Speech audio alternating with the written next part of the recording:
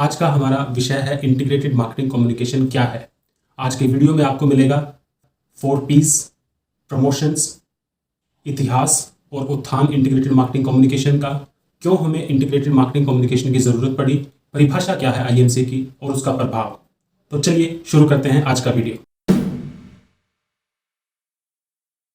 Integrated marketing communication को समझने से पहले हमें देखना है कि मार्केटिंग मिक्स जो कि पूरे मार्केटिंग को बताता है कि मार्केटिंग के अंदर कौन कौन सी मुख्य चीज़ें हैं जो हमें करनी है, वो हैं प्रोडक्ट, प्राइस, प्लेस और प्रमोशंस।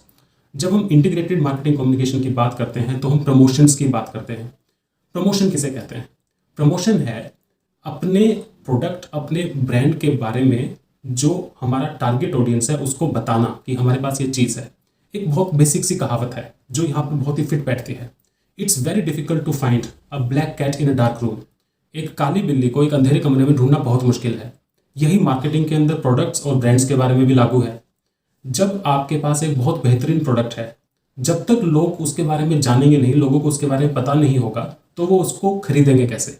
तो आपको बताना है कंज्यूमर्स को कि आपके पास एक प्रोडक्ट है, ब्रांड है, एक बेहतरीन ब्रांड है। अब ये काम कैसे होता था? अगर मैं आपको थोड़ा सा इतिहास में लेकर चलूँ, जहाँ से हम इंटीग्रेटेड मार्केटिंग कम्युनिकेशन के उत्थान को भी समझेंगे। कम्युनिकेशन के मुख्यतः साधन थे टेलीविजन और रेडियो। टेलीविजन का आविष्कार 1927 के अंदर हुआ। 1960 हो गई वो समय आते आते जब टेलीविजन को एक कम्युनिकेशन मीडियम की तरह मार्केटिंग के प्रोडक्ट्स को लेकर यूज़ किया जाने लगा। लोगों ने यहाँ तक कहा 1960 के अंदर कि टेलीविजन एक क्रांतिकारी टूल है कम्युनिकेशन का। रेडियो हमारे पास था। जैसे जैसे समय बीतता गया, वो रेडियो जो कि 1896 में हमारे पास आया था, वो भी अब एक कम्युनिकेशन का एक बहुत ही मुख्य साधन बन चुका था। ये दो मुख्य साधन थे। इनको कहा जाने लगा ट्रेडिशनल मीडियम ऑफ कम्युनिकेशन। अगर कोई प्रोडक्ट आपके पास है तो आप उसका एडवर्टीजमेंट टेलीविजन पे दे दोगे, उसका एडवर्टीजमेंट आप रेडियो पे दे दोगे। तो ये ट्रेडिशनल मीडियम थे। जैसे जैसे समय बीतता गया, मार्केटिंग और जटिल होती गई, कंपटीशन बढ़ने लगा, इंडस्ट्रियल रिवॉल्यूशन आया, बहुत से लोग एक सी चीज़ें बनाने लगे। इसकी वजह से लोग यानी कि मार्केटर्स को अब थोड़ा सा कुछ और क्रिएटिवली सोचना था। अगर हम बात करें ट्रेडिशनल मीडियम की, जो था टेलीविजन, जो था रेडियो, अब समय के साथ साथ ये शायद काफ़ी नहीं था। और अगर हम इसका दूसरा पहलू देखें तो भी जो टेलीविजन और रेडियो था, उनके साथ कुछ ऐसी बातें थी जो अभी हमें समझना ज़रूरी थी और जो कहीं ना कहीं इशारा कर रही थी कि हमें किसी और चीज़ की भी ज़रूरत है। उदाहरण के तौर के ऊपर, अगर मैं एक ऐसा मार्केटर हूँ जो कि ऊनी कपड़े बेचता है, तो मुझे अपने प्रोडक्ट के बारे में कम्युनिकेशन देना है सिर्फ उन इलाकों में जहाँ ठंड होती है। अगर मैं टेलीविजन को यूज़ करूंगा, फर्ज करो मैं DD नेशनल पर जाता हूं या मैं स्टार पर जाता हूं, तो पूरे देश के अंदर वो मेरा फीड जा रहा है। इसकी वजह से अननेसेसरी एक्सपोजर होता था। अननेसेसरी एक्सपोजर किसे कहते हैं? कि मेरा कम्युनिकेशन उन लोगों तक भी जा रहा था जो मेरे टारगेट ऑडियंस थे ही नहीं। और ये टेलीविजन जो थे, ये जो नेटवर्क प्रोवाइडर्स थे, ये मुझसे, मार्केटर से पैसा चार्ज करते थे जितने लोगों तक वो उस मैसेज को पहुंचाते। अब मैसेज उन लोगों तक भी जा रहा था जो मेरे काम के नहीं थे, जो मेरे टारगेट ऑडियंस में। ये एक बड़ा सवाल था कि टेलीविजन कहाँ तक इफेक्टिव है और जो ROI है वो टेलीविजन से, रिटर्न ऑन इन्वेस्टमेंट है, वो आपका कितना आएगा।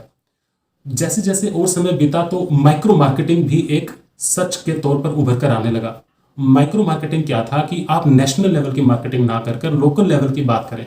लोगों को लोकल चीज़ें ज़्यादा पसंद आने लगी थी। अब लोकल चीज़ों को मार्केट करने के लिए क्या आपको एक नेशनल कम्युनिकेशन टूल चाहिए जो कि टेलीविजन था? तो ये चीज़ें कुछ ऐसी थी जो कि सवालिया निशान या फिर लोगों को, मार्केटर्स को कुछ और भी ढूंढने के लिए प्रोत्साहित कर रही थी। ऊपर से जैसे जैसे टेलीविजन के ऊपर रिसर्च होती गई, ये पता चलने लगा कि टेलीविजन तो एक पैसिव मीडियम है, एक्टिव मीडियम नहीं है। अब पैसिव मीडियम का मतलब ये हुआ कि जब भी कोई इंसान टेलीविजन को देख रहा होता है, उस पर किसी भी मार्केटर के कम्युनिकेशन को, किसी ब्रांड के बारे में सुन रहा होता है, तो वो उसे एक्टिवली यानी ध्यान से नहीं सुन रहा होता। आपने कभी ऐड को ऐसे बैठ के नहीं सुना होगा कि अरे चलो आज ऐड देखते हैं। वो एक पैसिव मीडियम है। उसमें आप बिना ध्यान दिए उसको बार बार जब देखते हैं, टेलीविजन रिपीटेशन पे काम करता है, तो बिना ध्यान दिए, क्योंकि बार बार एक चीज आपको सुनाई दे रही है, उस वजह से आपकी लर्निंग होती है, आपको पता चलता है ब्रांड के बारे में। तो कभी आपने एक्टिव प्रोसेसिंग उस इंफॉर्मेशन की नहीं की। टेलीविजन के साथ ये भी बात थी। क्या टेलीविजन ट्रस्टवर्दी है? क्या टेलीविजन पर दिखाई जाने वाली चीजें विश्वास के लायक हैं? एक ब्रांड अपने बारे में अच्छा अच्छा इसके ऊपर बोल रहा है, तो क्या मैं एक कंज्यूमर की तरह उसे मानूं? ये भी एक सवाल था। इसके साथ साथ टेलीविजन बहुत एक्सपेंसिव भी था। बहुत ज़्यादा पैसा उस पर लगता था। एक ऐड को टेलीविजन पर लाने से पहले ही उस पर करोड़ों रुपया लग जाता। उस जैसे कि आमतौर पर कोई भी बड़ी कंपनी जब एक ऐड लाती है वो एडवर्टाइजिंग एजेंसी से बात करती है, एडवर्टाइजिंग एजेंसी उसको पैसे चार्ज करती है उस आइडिया के, प्रोडक्शन हाउस प्रोडक्शन के चार्जेस लेता है, अगर आप किसी सेलिब्रिटी को साइन करते हो तो बहुत ज़्यादा पैसा वहाँ चला जाता है। इससे पहले कि आप एक चैनल तक पहुंचे, एक नेटवर्क प्रोवाइडर तक पहुंचे, उदाहरण के तौर पर स्टार नेटवर्क के पास, उससे पहले ही आप करोड़ों रुपया लगा चुके हैं। उसके बाद ये लोग आपसे सेकंड के हिसाब से पैसे चार्ज भी करते थे। उसके बाद क्या होता, आप एज ए कंज्यूमर, क्योंकि टेलीविजन एक पैसिव मीडियम है, जैसे ही ऐड आए आप चैनल को चेंज कर लेते थे। इसको कहते थे कंज्यूमर रेजिस्टेंस। इसी दौर के अंदर जब आपका इंटरनेट आया और 2000 के आसपास तो .com बूम भी हुआ, इस बूम की वजह से डिजिटल स्पेस, जिसे मार्केट स्पेस भी बोलते हैं, वो भी अस्तित्व में आया। इसकी वजह कुछ ऐसी चीजें उभरी जो कि एक बहुत ही कम समय के दौर में, बहुत ही कम समय में आपका मार्केटिंग और कम्युनिकेशन के तौर पर बहुत ही पॉपुलर हो गया। उदाहरण के तौर के ऊपर आप देखिए फेसबुक। अगर हम फेसबुक को देखें, फेसबुक अब एक सिर्फ साइबर फ्रेंडशिप का स्पेस नहीं बन गया था, फेसबुक एक मार्केटिंग का टूल भी बन गया था। उदाहरण के तौर पर चीफ मार्केटिंग ऑफिसर हुआ करते थे नाइक के डेविड, उन्होंने कहा था कि जिस तरह से 1960 के दशक में टेलीविजन ने मार्केटिंग को बदला था, वैसे ही आज फेसबुक जो है वो मार्केटिंग को बदलता जा रहा है। फेसबुक एक ऐसी जगह थी जहां पर आप दिल्ली में अगर आप राजौरी गार्डन में एक मेल जो कि 20 से 25 साल के बीच में है, सिर्फ उसको ही कम्युनिकेशन देना चाहते हो, फेसबुक दे सकता था, जो टेलीविजन नहीं देता था। ऐसे विकल्प जब आने लगे तो इन विकल्पों ने मार्केटर को टेलीविजन के परे देखने के लिए मजबूर कर दिया। इसको जरा एक दूसरे तरीके से समझने की कोशिश करते हैं। जो भी कंज्यूमर किसी भी कंपनी या ब्रांड के बारे में जब वो सोचता है, किसी भी कंपनी के बारे में जब उसका परसेप्शन बनता है, वो परसेप्शन, ये कहा जाता है मार्केटिंग के अंदर कि ये एक सिंथेसिस है बंडल ऑफ मैसेजेस का, जो कि कंज्यूमर रिसीव करते हैं किसी भी ब्रांड के बारे में। आप सुबह उठे, आपने एबीसी ब्रांड के बारे में किसी के मुंह से सुना, वो भी तो एक मैसेज आपके दिमाग में, आपके ब्रेन में उस ब्रांड को लेकर गया।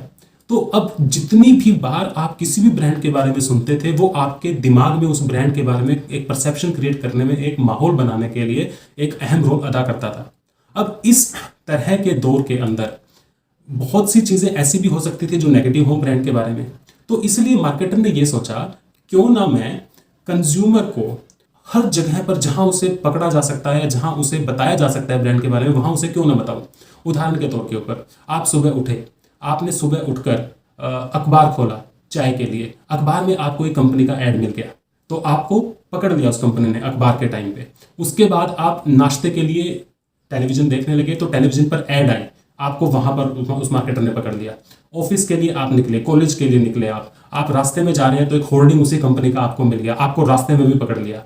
आप अपने स्कूल, कॉलेज या दफ्तर पहुंचे, दफ्तर में आपने अपना सिस्टम ऑन किया, इंटरनेट चलाया, वहां पर आपके पास एक ऐड आ गई उसी कंपनी की, तो आपके ऑफिस में आपको पकड़ लिया। आप दिन में लंच के लिए कैफेटेरिया गए, वहां पर उस कंपनी का एक आपको होर्डिंग दिख गया, एक आपको वो पैम्फलेट दिख गया, वहां भी आपको पकड़ लिया लंच करते हुए।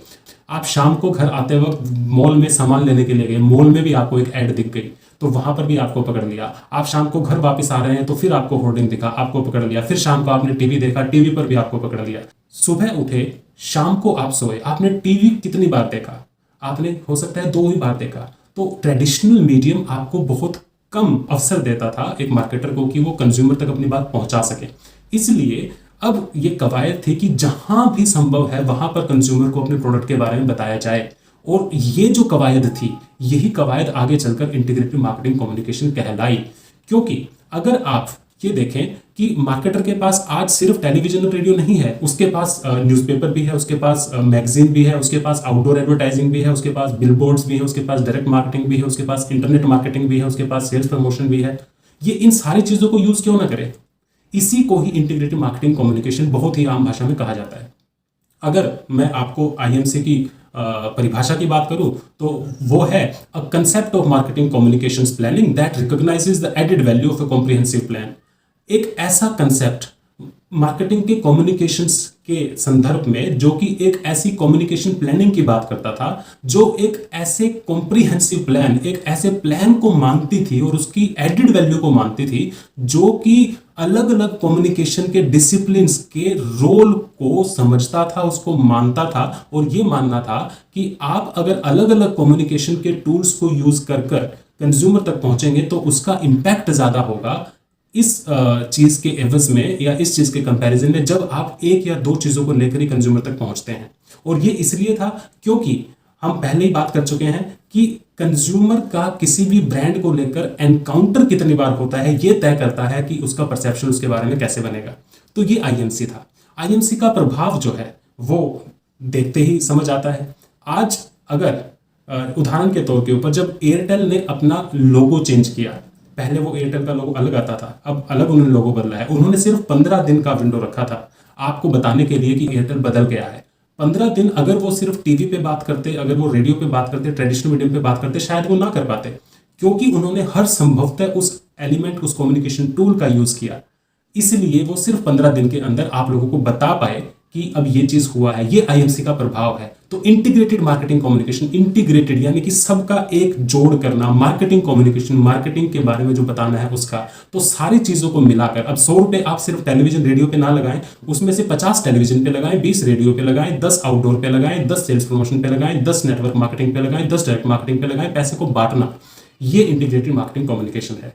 तो आशा करता हूं आपको आज का विषय समझ आया होगा। धन्यवाद।